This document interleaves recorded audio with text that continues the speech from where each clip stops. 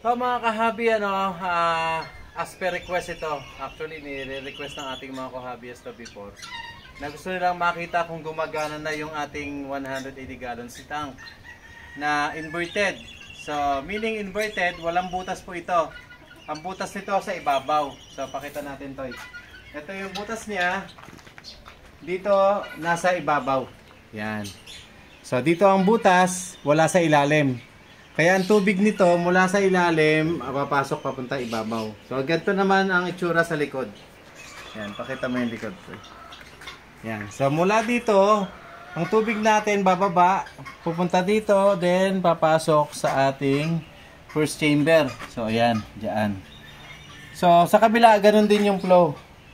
So yung left and right natin, parehas lang yung magiging flow niyan. Ganun lang din, so kabilaan. Ngayon, tetestingin natin. So, ito ay hindi pa naka-on. So, ito po yung ating plug. Ito po yung ating i-on natin. Makikita nyo po ito. Andar. Kumbaga, yan. So, pag ito po nakaganyan na, ibig sabihin umaandar na siya. Dito po, sa ibabaw, makikita nyo yung tubig natin. Ito. Yan, makikita nyo dito. Yan. Nagpo-flow na yung tubig natin. Yan. Nagpo-flow na dyan. Yan, lumalakas na. So, once na nag-flow yan, yung ating overflow dun sa itaas, pag na-reach niya yon, saka pa lang po yan magbababa ng tubig. So, ito kung mapapansin nyo, ito wala pang lumalabas na tubig dito.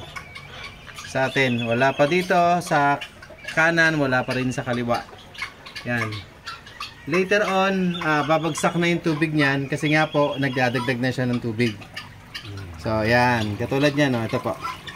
Makikita nyo po, ayan. Dumadagdag na yung tubig natin. Bumababa na sa rain bar. Kabilaan. So, yung rain bar na yan, tinabaan na natin. So, gumamit tayo ng 1/2. Actually, mataba yan. Kumpara sa ginagamit natin before na 1 lang. Then, dito, itong first chamber natin, lalagyan pa natin to ng foam. So, papasok dito, sasalain dito, foam. Tapos, papasok dito sa K1. So, K1 yung nakalagay dito. Pagpasok sa K1, aangat uli. Papasok sa ating mga media na bucky roll, ceramic ring. Yan, marami yan sa likod. Papasok dito, saka pa lang po uli, pupunta dito sa ating motor. So ganun siya, umiikot. Papaganon, papaikot, papaganyan. So, dalawa.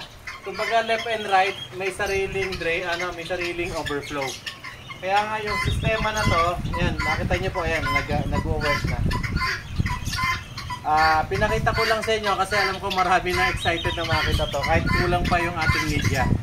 So, bukas lalagyan natin to ng, ng K1, then patatagalin natin para yung K1 ay gumana. So, for the meantime, gusto ko lang din at excited lang din ako ipakita sa inyo to. So, ganito siya nag-work. Ngayon, ang tanong ng mga ibang hobbyist natin, kaya dito, paano naman yan pag nawala ng kuryente?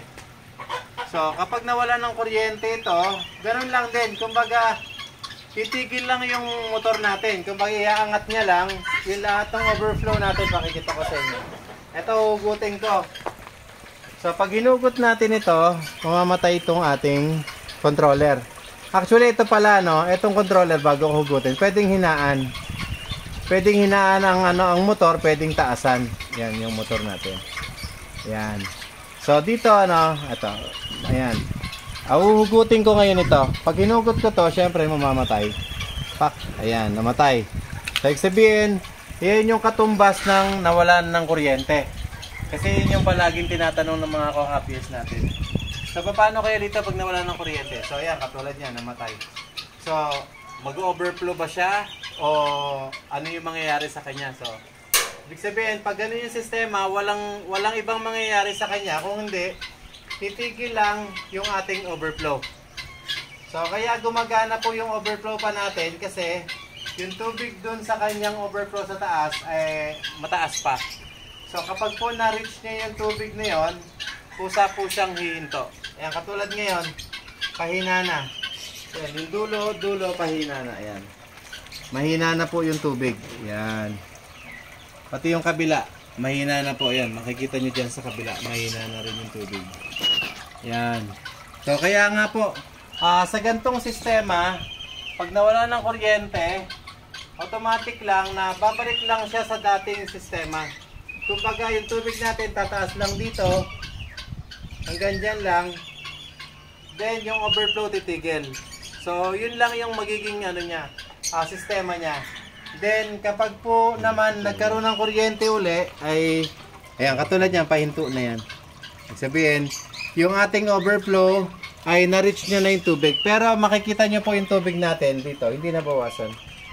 So, yung tubig natin mataas pa rin yan. Kasi ito, naka-align talaga ito na mataas ang tubig. Para po yung ating, hindi siya magkaroon ng linya. So, hindi magkaroon ng, tawag dito, ng guhit ng chlorine. Yung ating tangkay, kaya makikita nyo nga po ito, black na siya. So, hanggang dun sa loob yung tubig niya. So, yung sistema, pag nawala ng kuryente, ganyan lang siya. Yan na, patay na. So, magre-resume lang siya kapag yan ay nagkaroon uli ng kuryente. So, walang ibang mangyayari sa kanya kundi ganyan. So, ito naman, for the last time, sasaksak uli natin para lang po makita nyo. Oo, para mag-on na uli yung kanyang motor. Ayan, sasaksak ko. Ayan. So, nag-on na po uli yung kanyang motor. So, sabihin, pag nag-on ang motor, makikita nyo po sa taas, ayun. Yun yung tubig natin, yun. Nagdadagdag na uli siya ng tubig. Yan. So, pag nagdagdag ng tubig, later on, magbababa uli yung ating overflow. So, ayan na. Ganyan lang siya mag-work. Kaya po, yung sistema na to, ginagawa na natin to for how many years na. At least sa mga baguhan, nakita nila, na yung ating tinatawag na overflow, yung pipe ay nag-work perfectly para sa atin. So ayan mga kahabi, hoping nabigyan ko na idea yung ating mga ko-hobbyist.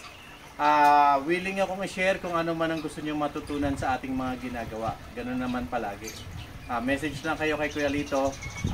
Pag si Kuya Lito ay libre, sasagot po ako sa inyo. Salamat at magandang buhay po sa inyong lahat.